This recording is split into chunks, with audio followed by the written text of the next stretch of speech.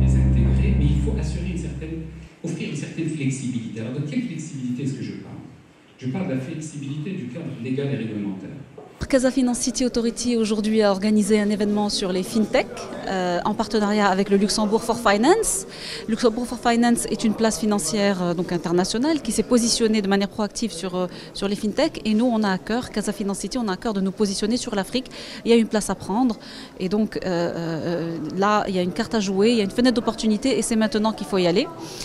Alors aujourd'hui, on a organisé une conférence avec à la fois PwC, les régulateurs évidemment, donc Banque El Maghreb, l'AMMC, Wafa Cash, et donc l'idée c'était vraiment de discuter sur les nouvelles tendances, justement, quelles sont les tendances mondiales, les chiffres clés, les perceptions, mais également comment peut se développer une fintech, notamment au Maroc et en Afrique. Quel est le cadre légal et réglementaire qui peut être favorable à l'émergence de ces fintechs, à la fois dans notre pays, mais également en Afrique, puisque Casa Finance City, encore une fois, c'est un hub économique et financier dédié à l'Afrique. Les secteurs primaires de la place financière qui sont l'industrie des fonds, l'administration, custody, mais aussi la banque privée, la gestion de fortune. Luxembourg en fait joue un rôle important dans la région. Luxembourg c'est la région, l'Europe, l'Eurozone. Pour la Casablanca City c'est l'Afrique, aussi l'Afrique francophone surtout aussi.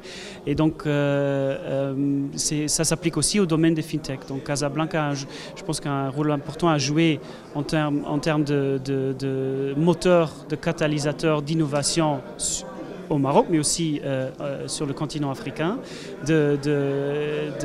aussi de leader en termes de développer des best practices, des nouveaux modèles d'affaires, et aussi l'innovation en termes de réglementation. On a vu que le régulateur, que ce soit la Banque du Maroc ou le régulateur des marchés de capitaux, a une approche très innovatrice et surtout essaye de développer des nouvelles, ou créer un cadre réglementaire qui est propice à l'innovation, que ce soit dans le domaine du crowdfunding, les institutions de paiement. Et donc c'est quelque chose qu'on partage entre le Luxembourg et le Maroc, et Casablanca, c'est cette ouverture à l'innovation. C'est un rôle fédérateur que nos places peuvent jouer. Dans le cadre de la révision de la loi bancaire de 2016, introduit ce qu'on appelle les établissements de paiement, qui sont les établissements non bancaires. Nous, Banque El Maghreb, on a un peu précédé les événements et on a essayé de mettre en place un cadre légal et réglementaire qui sont les établissements de paiement.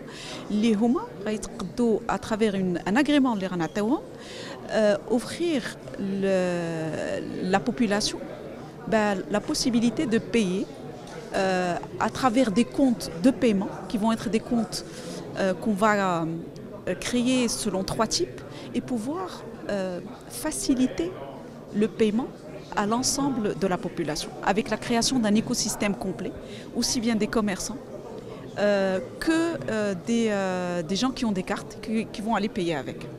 Et donc Messenger ou Google Pay, ou s'ils veulent demain يمكن لا بغاو يخدموا غدا في المغرب خصهم ولا بداو يجيو لبنك المغرب ويطلبوا منا رخصه باش يبداو يخدموا في هذا المجال. احنا مستعدين، حطينا aussi bien le cadre légal que réglementaire، واليوم بدينا كنحصلوا على les nouveaux dossiers من عند 10 ديال les opérateurs qui sont des opérateurs non bancaires aujourd'hui واللي قرروا يمشيو لهاد la nouvelle expérience, la nouvelle aventure qu'est les établissements de paiement aujourd'hui. Comment favoriser le développement de l'innovation de façon générale et de la fintech? Tout d'abord, il faut qu'il y ait un environnement propice.